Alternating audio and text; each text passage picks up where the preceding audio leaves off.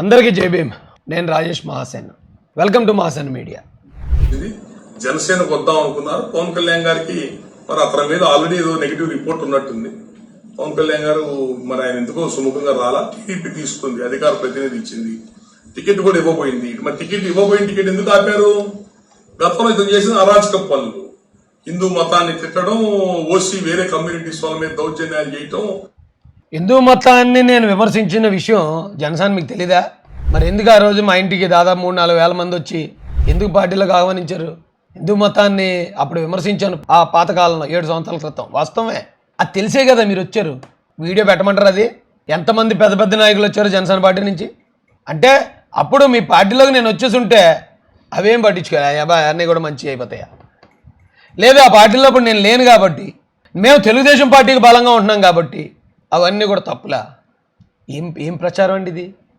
ఏం పద్ధతి ఇది?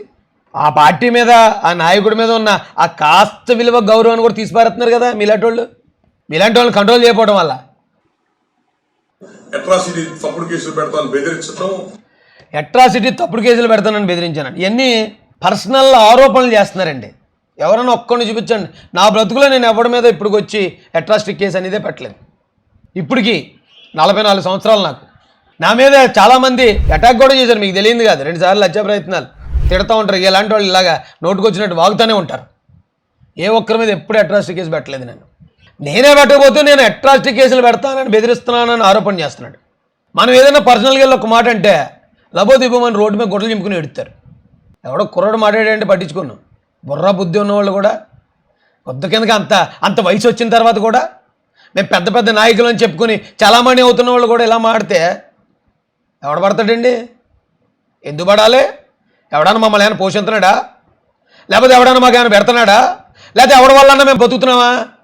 గౌరవిస్తే తిరిగి గౌరవిస్తాం. మాట అంటే తిరిగి మాట వస్తుంది. అయితే ఇప్పుడు దాకా అలా రాక రాజేష్ మహాసేన్ మాట్లాడేప్పుడు కొత్తగా ఉంటుంది ప్రతి ఒక్కడికి.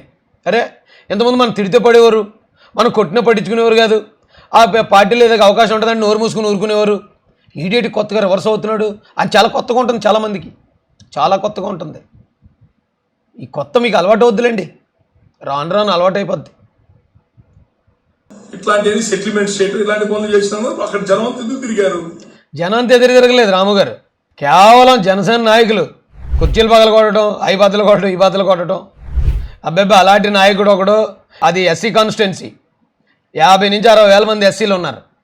అంత బలం ఉన్న ఎస్సీలు, అంత బలంగా ఉన్న చోట ఓ బలమైన ఎస్సీ నాయకుడిగాని వచ్చాడంటే మన ఆటలు చెల్లవు.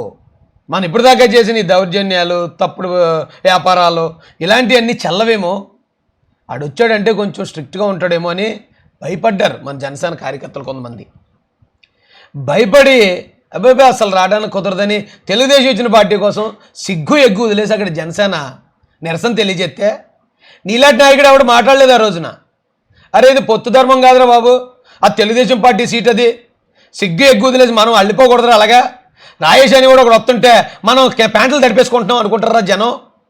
ఇక్కడ ఉన్న ఎస్సీలు 60 వేల మంది కూడా చూస్తున్నారు. రేపు పొద్దున్న రాజేష్ని కాదని మన జనసేన ఇక్కడ ఎవరైనా పోటీ పెడితే ఆ 60 వేల మంది మనకు వ్యతిరేకం అయిపోతారు. ఎక్కడున్న బీసీలు అందరూ అసలు మనల్ని నమ్మరు, ఆ బీసీలు అందరూ మనకు వ్యతిరేకం అయిపోతారు అని మీలాంటి ఎవడని చెప్పుంటే బాగుండేది. అప్పుడు చెప్పరు. అప్పుడే సమ్మగా ఉంటుంది. అబ్బాబే, మనం ఎప్పటి నుంచో మనం 40 సంవత్సరాలు 50 సంవత్సరాల నుంచి ఉద్యమాల్లో ఉన్నాం. కానీ మనల్ని కనీసం ఎవడో దేకేవాళ్ళు లేడు, ఓ జిల్లా పదవి కూడా ఇచ్చేవాళ్ళు లేడు.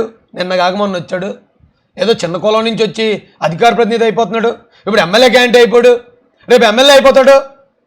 అలాంటి తొక్కేళ్ళరు ఎలాగన్నా అని ఆనందపడి ఉంటారు ఆ రోజున మీలాంటి వాళ్ళు.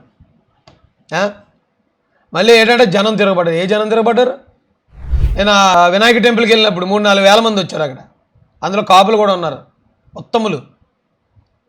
ఇలాంటి వాళ్ళు కాదు, ఉత్తములైన కాపులు ఉన్నారు, ఉత్తములైన బీసీలు ఉన్నారు, ఉత్తములైన ఎస్సీలు అందరూ వచ్చారు అక్కడికి. ఏకముక్కలా గెలిచిద్దండి నేను అక్కడ, తెలుసా రాము గారు?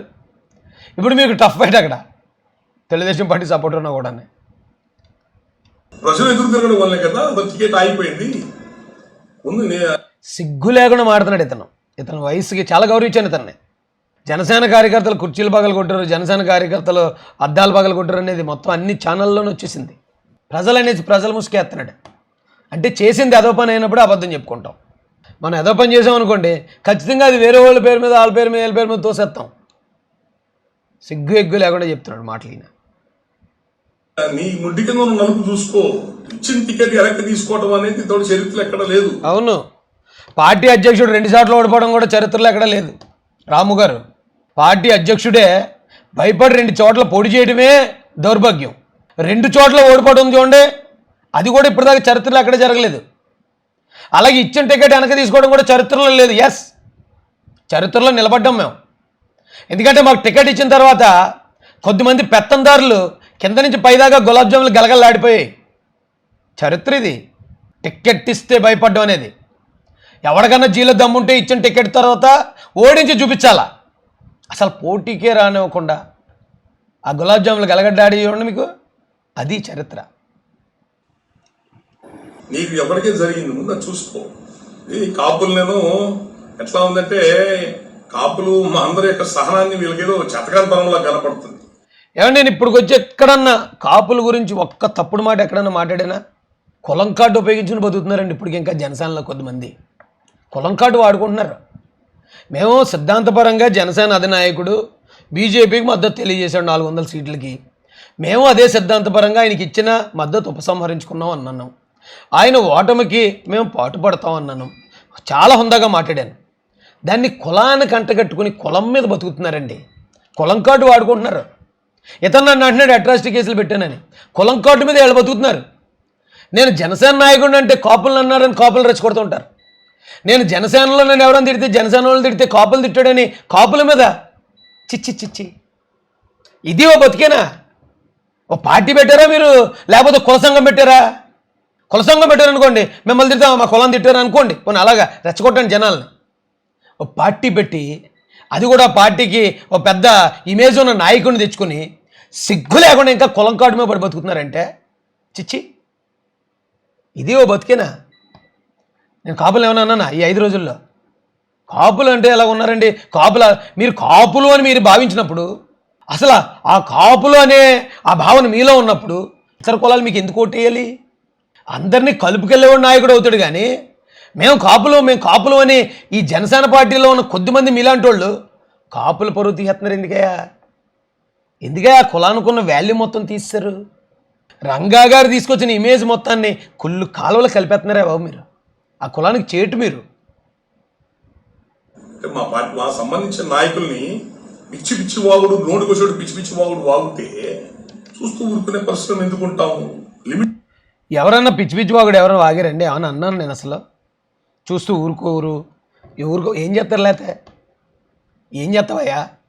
దాసరాము నిన్నే అడుగుతున్నాను. చూస్తూ ఊరుకోము, చూస్తే అలా ఊరుకుంటారు అంటే నేనేం పిచ్చివాగుడు వాగలేదు. ఎవరిని నేనేం దూషించలేదు. ఎవరి గురించి చులకనగా తప్పుడుగా మాట్లాడలేదు. అయినా కూడా ఎస్ మేము ఓటేయము అన్నాను. అంటే ఓటేయను అంటే పిచ్చి పిచ్చివాగుడా? చూస్తూ ఊరుకోవా? ఏం పీకుతావు ఎట్లయితే? లేకపోతే ఏం పీకుతావా? ఎక్కడో చెప్పు. నువ్వు పిఠాపురం నియోజకవర్గంలో ఉన్నాను, నేను కూడా ఆ పక్క నియోజకవర్గంలో ఉన్నాను. ఏం పీకెత్తావు?